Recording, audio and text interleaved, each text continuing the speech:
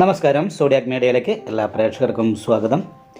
2024 ഫെബ്രുവരി മാസത്തെ ഉത്രാട നക്ഷത്രക്കാരുടെ നക്ഷത്രഫലമൊന്ന് പരിശോധിച്ച് നോക്കാം.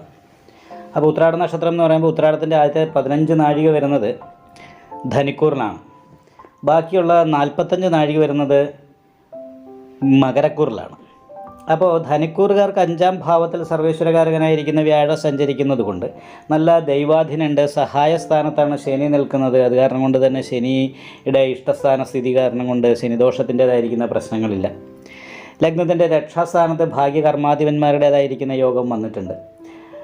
കർമാധിപതി രക്ഷാസ്ഥാനത്ത് ധനസ്ഥാനത്ത് നിൽക്കുന്നു എന്ന് പറയുന്ന ഒരവസ്ഥകൾ കാരണം സാമ്പത്തികമായിരിക്കുന്ന നേട്ടങ്ങൾ അനുഭവിക്കാനും ദാമ്പത്യ സുഖം അനുഭവിക്കാനും പുതിയ പ്രേമബന്ധങ്ങളിൽ ഏർപ്പെടാനൊക്കെ യോഗമുള്ള സമയമാണ്. മനസ്സിന് സന്തോഷം തരുന്ന രീതിയിലുള്ള എൻ്റർടൈൻമെൻറ്റുകളിൽ ഏർപ്പെടാനും വിനോദയാത്രകൾക്ക് പോകാനും പുണ്യക്ഷേത്രങ്ങൾ സന്ദർശിക്കാനും ഒക്കെ യോഗമുള്ള സമയമാണ്.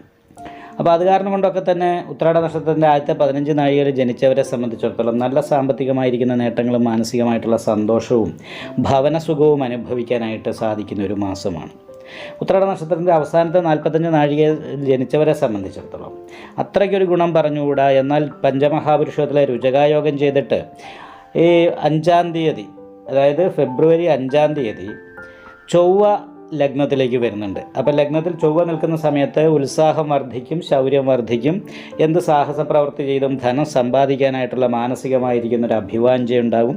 അതിനനുസരിച്ച് പ്രവർത്തിക്കുന്ന സമയത്ത് അതിൻ്റേതായിരിക്കുന്ന ഗുണങ്ങൾ, അനുകൂലമായിരിക്കുന്ന രീതിയിലുള്ള ഗുണങ്ങൾ കിട്ടും. അപ്പോൾ ഇവിടെ എന്താ പ്രത്യേകിച്ചും ഒരു ഗുണമെന്ന് പറഞ്ഞാൽ, ഭാഗ്യാധിപതിയായിരിക്കുന്ന ബുധൻ കർമാധിപതിയോടും ലാഭാധിപതിയോടും ചേർന്നാണ് ലഗ്നത്തിൽ നിൽക്കുന്നത്. അതുകൊണ്ട് തന്നെ 19-ാം തീയതി വരെ ബുധൻ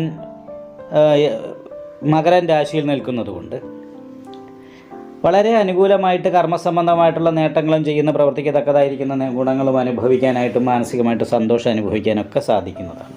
എന്നാൽ 4-ലാണ് ചാരവശാൽ വ്യാഴം സഞ്ചരിക്കുന്നത്.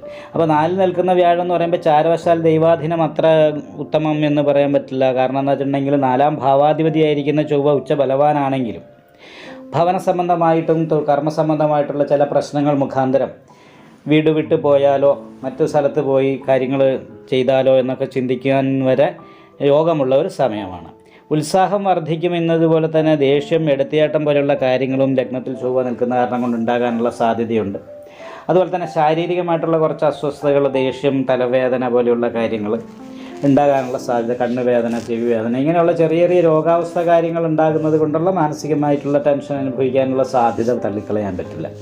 മാത്രമല്ല 2-ാം ഭാവത്തിൽ 14-ാം തീയതിക്ക് ശേഷം സൂര്യൻ വരുമ്പോൾ അത് സംസാരത്തിൽ അപ്രിയമായിരിക്കുന്ന അവസ്ഥ കാര്യങ്ങൾ ഇഴത്തിയാടി സംസാരിക്കുന്നത് പോലെ കേൾക്കുന്നവർക്ക് അനുഭവപ്പെടുക, സാമ്പത്തികമായിട്ടുള്ള ഞെരുക്കം അനുഭവപ്പെടുക, പറയേണ്ട കാര്യങ്ങൾ പറയേണ്ട സമയത്ത് പറയാതെ ഇരിക്കുന്നത് കൊണ്ടുള്ള വിഷമം, പറയേണ്ടവരോട് ബഹുമാനിക്കേണ്ടവരോട് ആ ബഹുമാനം കാണിച്ചില്ല എന്ന് മറ്റുള്ളവർക്ക് പരാതി തോന്നാൻ ഇടവരാനുള്ളൊരു സാധ്യത, സാമ്പത്തിക ഞെരുക്കത്തിൻ്റേതായിരിക്കുന്ന വിഷയങ്ങൾ, നല്ല പ്രതീക്ഷയുണ്ടായിട്ട് ആ പ്രതീക്ഷിക്കുന്നതിനനുസരിച്ച് കാര്യങ്ങൾ അനുകൂലമായി വന്നില്ല എന്നുള്ള തോന്നലുണ്ടാകാനുള്ള സാധ്യത, ഇങ്ങനെ പല രീതിയിലുള്ള പ്രശ്നങ്ങൾ അനുഭവപ്പെടാനുള്ള സാധ്യതയുണ്ട്. കാരണം 7ര ശനിയാണ്. 7ര ശനിയിൽ 2-ാം ഭാവത്തിലാണ് ശനി നിൽക്കുന്നത്. സാമ്പത്തികമായിരിക്കുന്ന പ്രതിസന്ധികൾ കൂടുതൽ വർദ്ധിപ്പിക്കാനുള്ള സാധ്യതയാണുള്ളത്.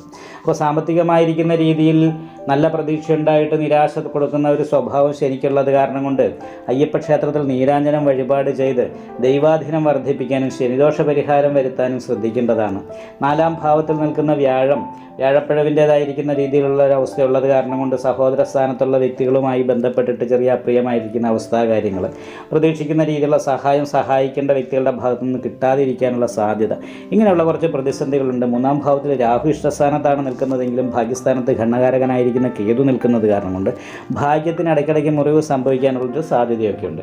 അതുകൊണ്ട് വിഷ്ണു ക്ഷേത്രത്തിൽ നെയ്വിളക്ക്, ഭാഗ്യസൂക്ത പുഷ്പാഞ്ജലി മുതലായിട്ടുള്ള കാര്യങ്ങൾ ചെയ്യുക, നാഗപൂജ ചെയ്യുക, അയ്യപ്പ ക്ഷേത്രത്തിൽ നീരാഞ്ജനം വഴിപാട് ചെയ്യുക, ശിവക്ഷേത്രത്തിൽ ശംഖാഭിഷേകം, നെയ്വിളക്ക് മുതലായിട്ടുള്ള കാര്യങ്ങൾ ചെയ്യുക, നവഗ്രഹ പൂജ ചെയ്യുന്ന ക്ഷേത്രത്തിൽ കേതു പൂജ ചെയ്യുക. ഇതങ്ങനെയുള്ള കാര്യങ്ങളൊക്കെ ചെയ്താൽ വളരെ നല്ല അനുകൂലമായ ഗുണഫലങ്ങൾ ഈ മാസത്തിൽ അനുഭവിക്കാൻ സാധിക്കും.